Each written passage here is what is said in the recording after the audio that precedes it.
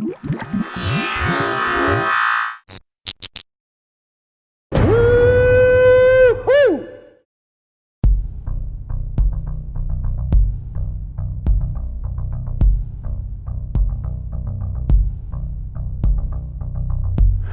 right, well, tell you what, it's been a little while since I had all the production gear out together, and I've made it all the way to Flamingo today.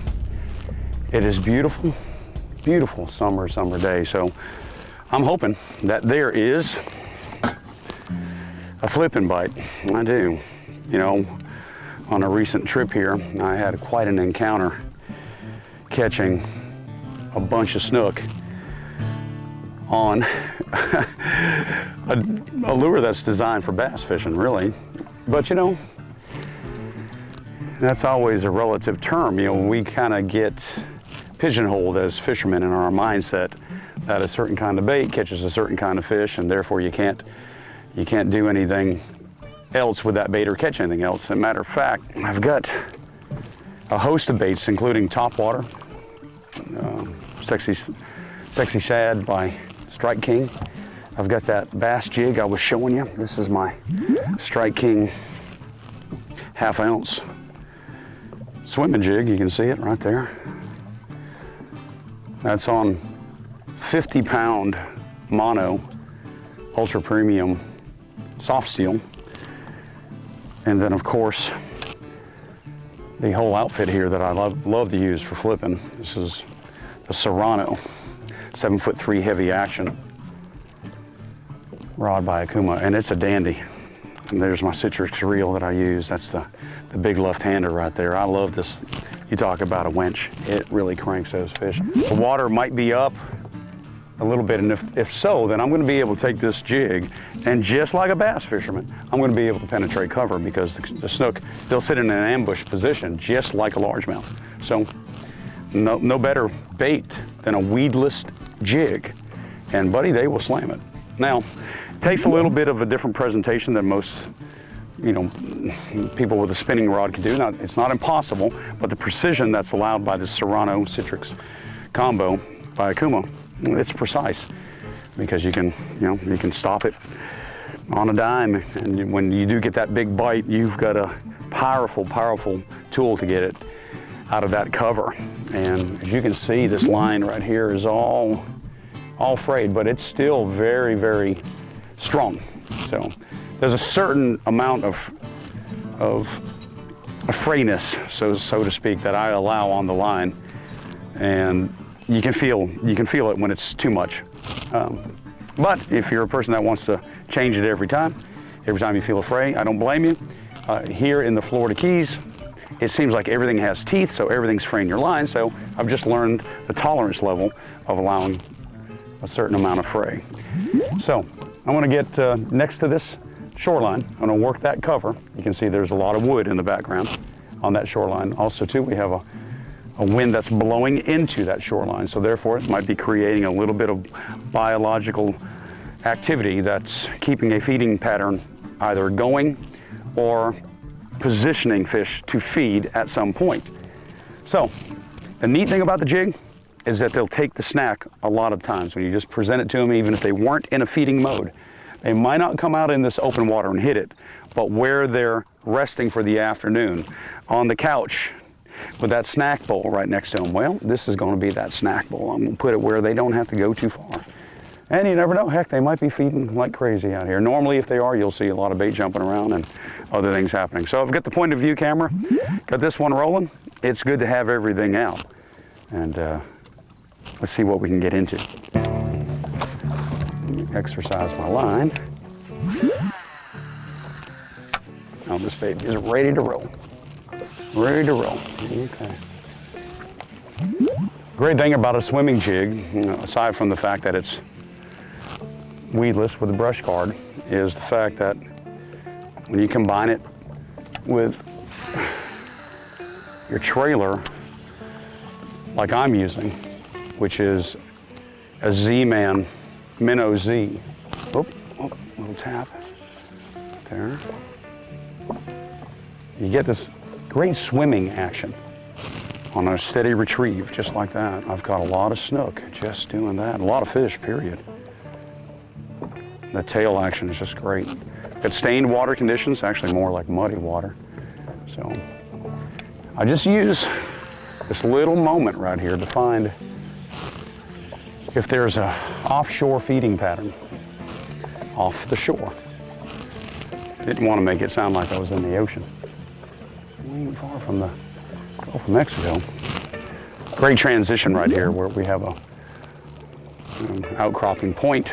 It's going back into a recessed area. The water thins up right here, and in the length of a cast, I'll be able to get to several different types of transitions, and I'll be able to do it at distance. Also, one of the great things about throwing a 1/2 ounce on this Serrano Citrix combo, I've got some incredible distance. I can throw well over, depending on conditions, well over 100 feet with this heavier outfit. So what I'm going to do is I'm just going to swim this swim jig just up through these high percentage areas. Yeah, you can see the boat's getting a little bit of a turn right there because of the current. The current's just right too. Starting to fall, so obviously everything's starting to want to position itself. Look at the accuracy right there. I don't know what you're able to see. There's a tap right there. All right. All right. All right. Okay. There he is again. Okay. All right. We're getting a bite right here. All right. They're in there. It didn't take long. Let's see if I can position the boat a tiny bit better.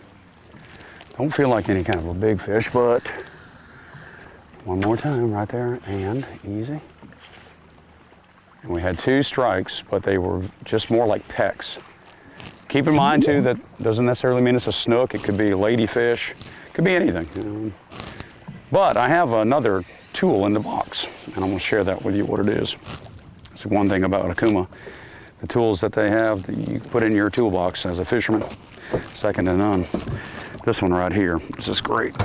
This is a 7-foot medium heavy shadow stalker with the 40S Azores reel. Got my Z-Man Minnow Z right there, and it's got a great action to it. You know, a lot of springiness in the end, but the backbone, you can see it right there on the point of view camera where that the rod is loading up, but the backbone right there to fight a big fish exists. So, but this is something right here that I swim a little different, and you know, that's one thing you can't be afraid of. You can't be afraid to throw this stuff into cover. So this is an exposed hook, and a lot of times folks get really concerned about throwing an exposed hook into cover. Here we go, right there. Yeah, okay. All right, all right, all right. And you can see what we got. Look at that. And what do we have? Just a beautiful, beautiful Florida Keys snook. How about that, folks? How about that on cue? Well, we're about a dozen casts or so into this moment, and we are looking at a beautiful fish. Look at that fish. Is that just a beautiful fish? That makes me say woohoo. And I mean, just made a cast or 2 with that. That's a beautiful male. Something interesting about the Florida Keys snook is that they're born male. And at about 4 years of age, or 24 inches or so, they become a female. So this one here is slightly under 24 and is part of the male population.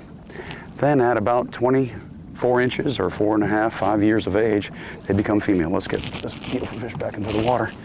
Right there, well, there you go. How about that? Well, you see, having tools in the toolbox right there, an important concept to understand. I made a couple casts with my penetrating bait, a bait that I could throw into cover and not have near the concern because I don't have an open hook. But, you know, if you want to catch fish, you got to live on the edge. That's one thing I enjoyed about fishing with Rob. When we first started fishing, he didn't throw a bait caster, and he's since picked it up and he's doing extremely well with it.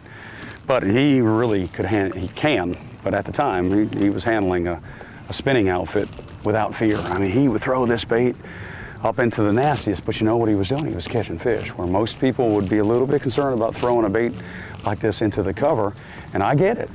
But you know, baits can be worked through covers if you understand the design of your jig head, you understand the design of the bait, the fall rate, understanding your equipment. And this is one more time why the tools that are made by Okuma, for me, I've used a lot of gear and I've used a lot of fabulous gear, but there's not been a combination from outfit to outfit to outfit that has the performance factor that I would rate the Okuma gear.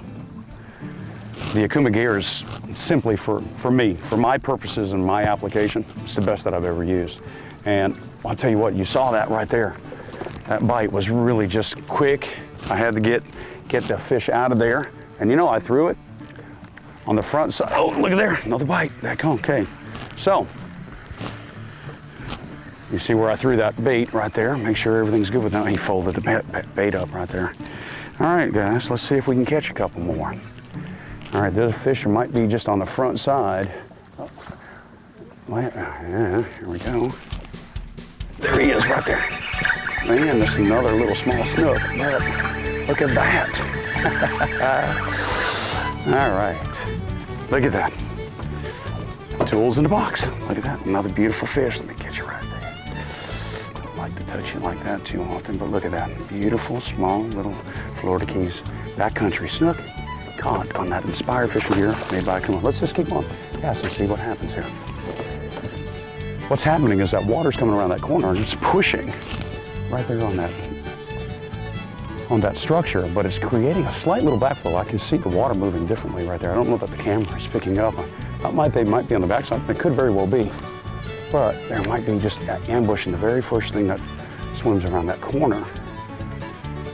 And now, I do catch both of those fish, obviously the bigger one, but even the little one, I do catch them on that jig. But, you know, obviously there's different colors involved, there's different weights involved, and there he is right there. All right, gotta get him up. Ooh, yeah, that was great right there. I got him around that corner. Look at there, huh? Look at there. That's another nice one right there. Tell you what, Lord, look at that. Look how he gobbled that right there.